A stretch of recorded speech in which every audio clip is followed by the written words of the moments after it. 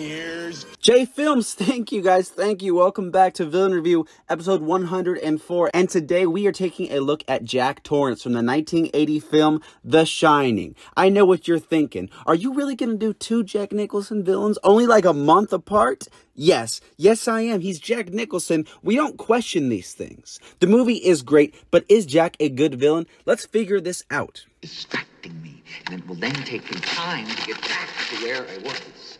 Understand? Winter's coming. And every year, the Overlook Hotel needs somebody to take care of it because those rotting old naked ladies, yeah, they're not going to make out with themselves. This year in particular, the job of caretaker falls on Jack Torrance, a teacher and aspiring author who agrees to watch the hotel with his wife, Wendy, and their son, Danny, and Tony. Shout out to my boy, Tony. At first, everything goes not horrible for Jack, I think. But after some cabin fever and death stares, he starts to go a little crazy. Stuck in the hotel with nothing but ghosts, all work and no play start to make Jack a very dull boy. The origin here is interesting because there's not really an origin at all. All we really know about Jack prior to the story is that he used to struggle with alcohol and that he broke his son's arm, probably on accident. I hope so, maybe. I don't want to be that guy, okay, that compares this movie to the book.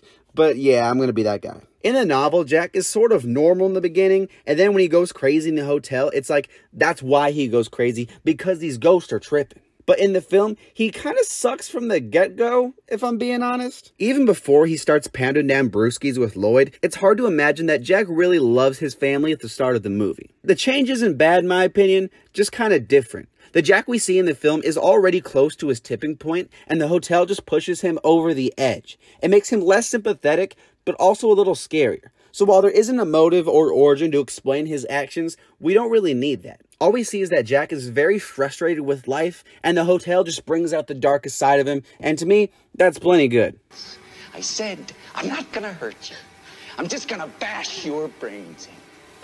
Analyzing The Shining is something that has been going on since the dawn of time. When the serpent in the Garden of Eden promised woman knowledge, the knowledge he was talking about was what this freaking photo actually means. An ancient Triceratops, I guess all Triceratops are ancient, Triceratops used to sit around fires and think about what actually made Jack crazy. Was it the Indians? Was it bad pasta? Who knows? That being said, let me try to do the impossible. Let me try to think of something that hasn't been said before when analyzing Jack Torrance and The Shining. Let me start with the only thing Shining fans can all kind of agree to be like an objective fact. The fact that Jack Nicholson is amazing. If you saw my Joker video a few weeks ago, you'll know that I think this dude is an absolute legend, and this movie is a big contributing factor towards that claim. One of the things I love most about Nicholson's performance is how he's able to portray crazy without acting super crazy. The dude for sure has his moments, like when he's doing this thing right here where like he looks like a snake trying to like sniff out dinner with its tongue.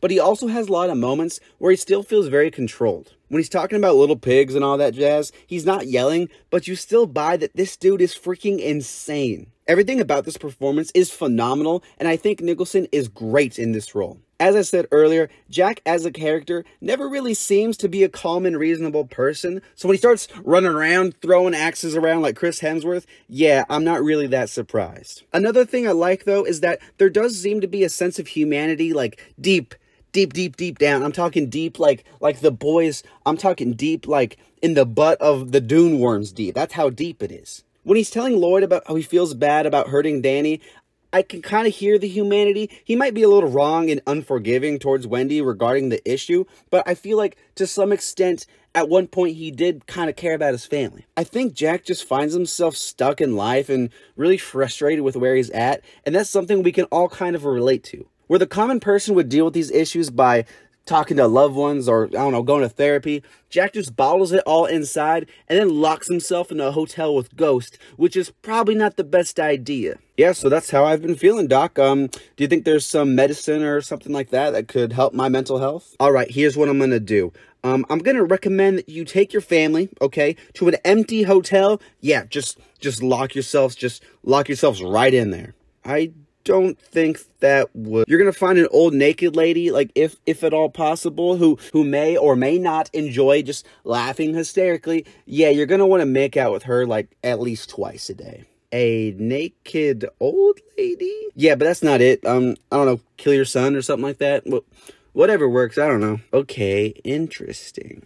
Let me ask you this. Do you have access to ghosts by any chance? Because those, let me tell you, those will work wonders. Ask my ex-wife. So did you kill your ex-wife? That's not important. Blood elevators, those are cool. So what you're saying is I should just make out with a naked old lady, kill my son, and hang with ghosts, all while trapped in a hotel. You think that'll help my mental health? Yeah, now that I think about it, yes, 100%. What are you, stupid? Well, that's such a dumb question. Go check it out! Just like his psyche, Jack has some crazy scenes in this movie. One that makes us go, wow, he's a jerk. One that goes, wow, that guy's pretty evil. And wow, that goes, wait, was there actually something on his shirt? Or, like, I'm just confused. Every scene with Jack is important, though, because we get to watch him slowly descend into madness until he's running around like a caveman in this friggin' snow maze. I could talk about literally every scene and how the interview is important because it shows us that Jack likes green ties, and that's important, but we don't have that kind of time, and Delbert Grady's not going to save us. The first scene I want to mention, though, is the one where he, like, slowly follows Wendy around the hotel, and she's, like, maybe sort of swinging a bet. I don't know, I bet her batting average is terrible. The scene is great because it's our first big sign of Jack going, like, crazy.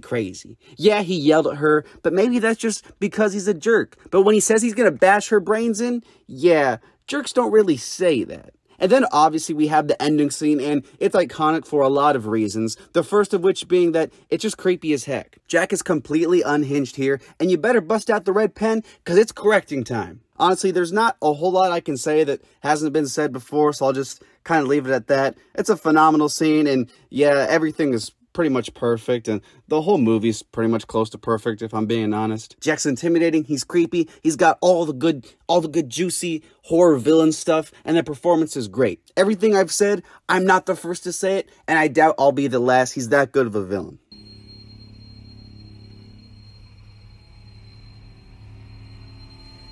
So yeah, Jack only kills like one person in this movie, a fact that might not make him seem super evil when taken in at first glance, but I'm not judging him off of how many kills he got. Okay, do I sound like James A. Janice? That's not who I am. This is how evil he is, and evil he is. If it wasn't clear from Wendy going, hey Jack, do you want a sandwich? And then he like just cusses her out and tells her like, get the F out of here. Yeah, this dude is a jerk kind of from the start. I want to confess that I'm not actually married, nor do I have a son, nor do I have a Tony. But from what my grandpa told me, when you try and kill your family with an axe, that's usually something some consider to be evil. Something else that I find is pretty messed up is when Wendy goes, oh Jack, there's a lady beating the crap out of Danny in the hotel, go stop her. And then Jack just finds her and like cheats on his wife. Yeah, I know it's a ghost, but cheating is cheating, come on, and this hoe, he ain't loyal. Yes, the hotel has its influence on Jack, but I don't really question the fact that Jack isn't a very good person. He's not the kind of guy who you want to bring home to your hotel.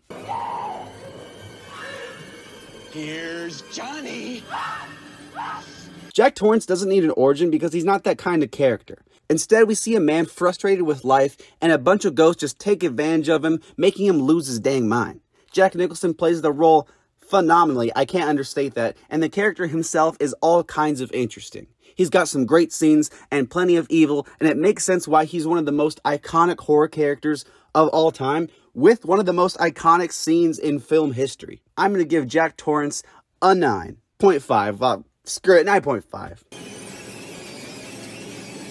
I'm coming down!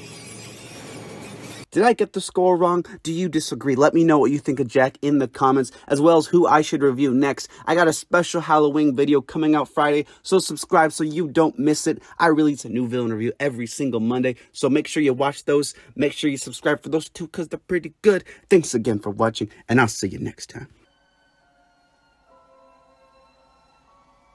I want you to like it here.